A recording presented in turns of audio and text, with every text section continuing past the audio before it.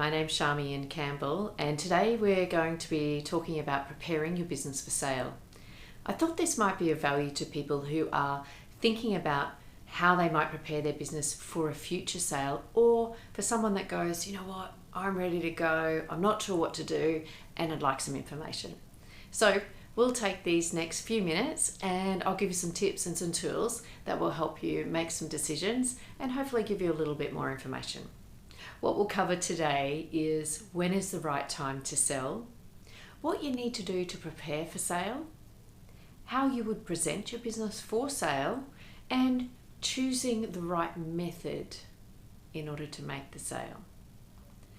So let's start with, when's the right time to sell? So maybe when your profits are high, future projects are secured. People might want to know that there is a future in your business beyond today and beyond you being in the business. Retirement or succession. Are you thinking about the next generation coming through, or thinking about what your life might be in the coming years and what plans you need to put in place so that you can actually retire? When exhaustion kicks in and you've lost your passion, is that a good time to be thinking about moving on and letting someone else come in and take over with their passion because it's fresh and new? When your business is presented at its best, do you look around and go, I've done everything I wanted to do, now's a great time to sell? Also be thinking about not selling when you've got big problems, but yes, selling after you've overcome those problems. Do people want to buy your problems, or do they want to buy the opportunity that your business presents without the obstacle of problems? Other interests that you have that might make, the life outside of business more favorable could be a reason to sell. And situational changes, which, sometimes they come across us quickly and we need to make that decision. But maybe you've just done everything that you need to do in your business and now's the time. So preparing your business for sale, how do you make sure you get the most out of it? Well, here's some tips or some things that you might like to think about. And I've broken it into two areas. You and what you might need to be thinking about for yourself, but then your business, what you need to be thinking about for your business. So firstly, you. Do your homework. Go and look online and see what other businesses similar to yourself, how are they selling their business? How are they drawing attention to that sale, and what are they doing? Are they using Seek to sell their business? Are they using businesses for sale sites online? Maybe even Facebook. The other thing that you need to think about is your business set up, or is it at risk of having a couple of key clients or key suppliers even, where if you walk away, the new owner has an element of risk in that, what if they don't stay? What if they don't stay part of that business? Key persons. Often when you're a single operator or a sole trader, you are the key person. So if you walk away, is all the knowledge in your head? Or have you set your business up so that it is easy to transition? If you're employing people, is there one or maybe a couple of key people that if they leave, then the business would find it very hard and difficult to continue on? Vendor finance, that's an option that people are choosing nowadays, where they may not want all of the finance to come from a bank, and they might go to you as the person selling the business and saying, hey, how about you give us 12 months to pay a balance of this sale? Food for thought. Restraint of trade. You might have a skill or a specialty where the person buying your business goes, hey, we don't want you out in the market setting up a new business or being within a certain distance of us, or even working for the opposition of this business because you're mates from years of being in the industry together. So think about how you'll deal with that question and what you might be able to offer in that space. Handover period. Again, how long do they want you for? Do you need to be part of it, or are there other staff that can be part of that handover period? And lastly, the timeline for sale, and where's your mindset in that? Are you truly ready for sale? How long are you prepared to wait for that sale? Or do you want it over and done with as quickly as possible? So they're the things you need to be considering. So let's go to your business. Stock and asset holding. Have you got them documented? Do you know what you're actually selling as part of the sale? Do a due diligence. Think of, if someone's coming in from the outside, they're going to be looking through, the inside of your business. So this is an opportunity for you to do a reverse due diligence. Look at your business and go, what needs improving? Look across your HR, look across your marketing, look across your systems, look across, how you process sales, whatever that is, from an outsider's point of view. The other thing that represents value in a business sale is the database. How current, relevant, how active are you in talking to the people on your database?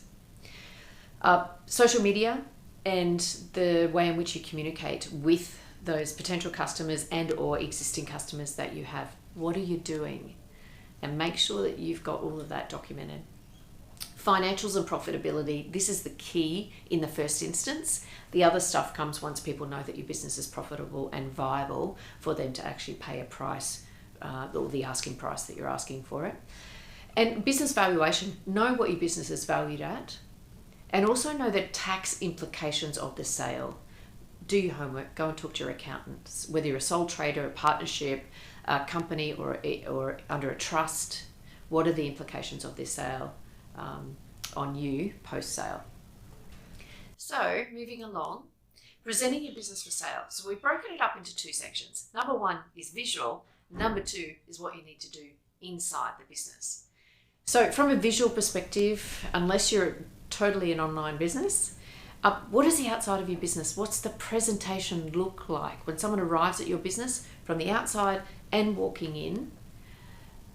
Is it clean? Is the signage relevant, new? Is it faded? Change it. Is the paintwork faded? Does it need updating? Do a comprehensive site clean. Declutter. Consider what the visuals look like if you were taking photos throughout your business. If a photographer came to take photos in an office, is there all old paperwork that's been there for years on dusty shelves, old boxes that look like they should be going into storage? Make the place look fresh and appealing. And what does it look like if you took a photo? Because that's what the potential buyer is going to be looking at in the first instance. And lastly, remove any personal effects. So those things could be some pieces of equipment that I just store there because I've got nowhere else to store it, or stuff that you've hung on to for years because you might have a use for it, or old broken things that you go, I just never got around to that, or photos that are irrelevant and mean nothing to the workplace.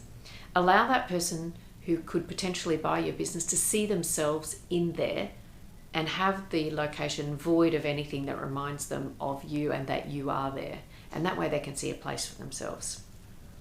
So moving on to the second one is inside the business. So how would you present that on paper in a way of making your business appealing? So we've looked at appealing from the outside.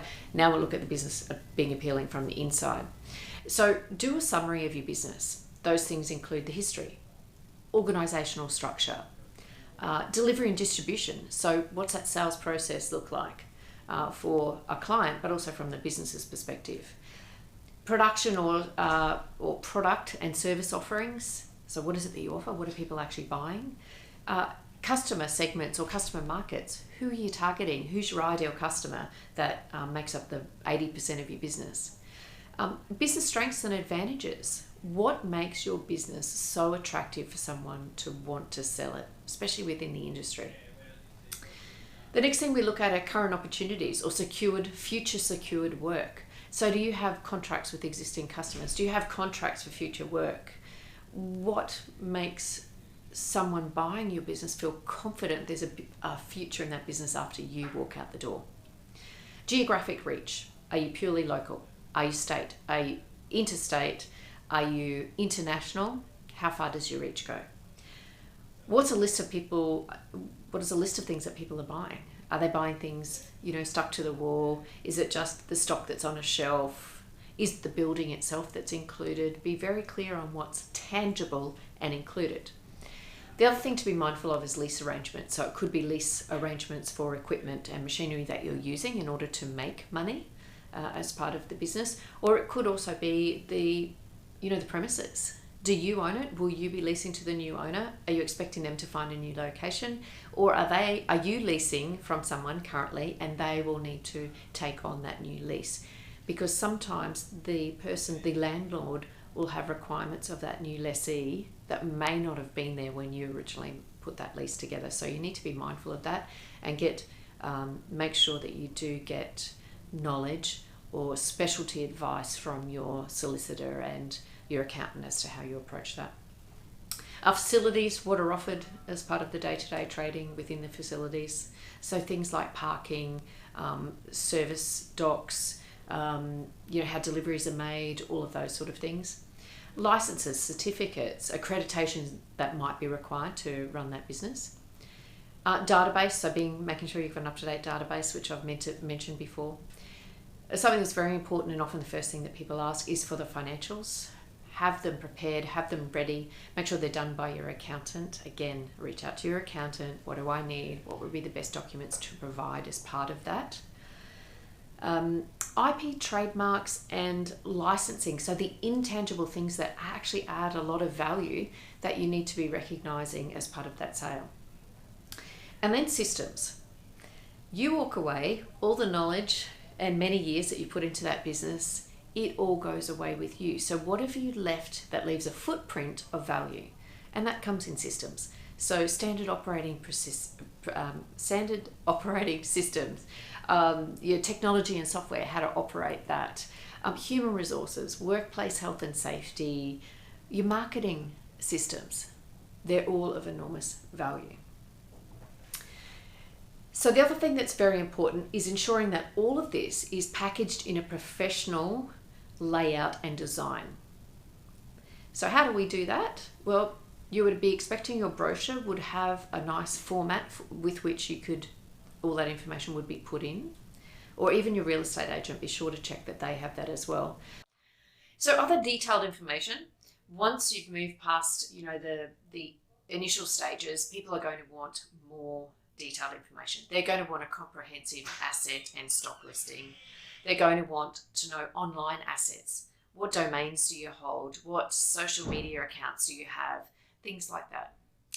They are going to want your tax returns, or at least to be able to see them. And they may even request BAS statements as well. So again, be led by your accountant on that.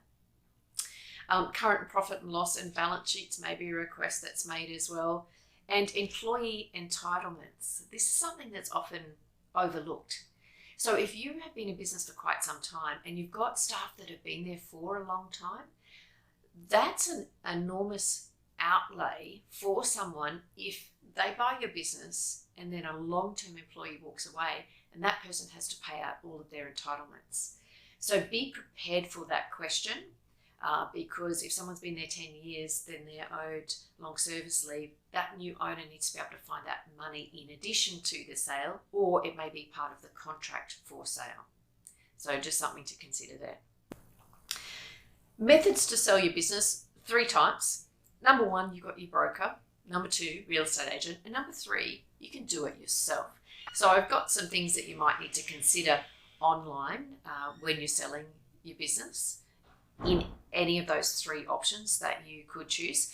Bear in mind, real estate agents and brokers, there will be a commission and there may be upfront costs that will be associated with marketing or any other sort of fees that they might have as part of that process. If you do it yourself, bear in mind, do you have the skills, the expertise and the knowledge to be able to present your business professionally, know where to put it so that people know it's for sale? And also, do you have the negotiation skills and the ability to be emotionally unattached to that negotiation process for sale? So there's reasons why you would choose any one of those 3 options. And again, please go to professionals to talk to them on what might be the best way to go for your type of business. How to price your business. I'm not going to tell you how to do that specifically, but I can tell you where you can find the information.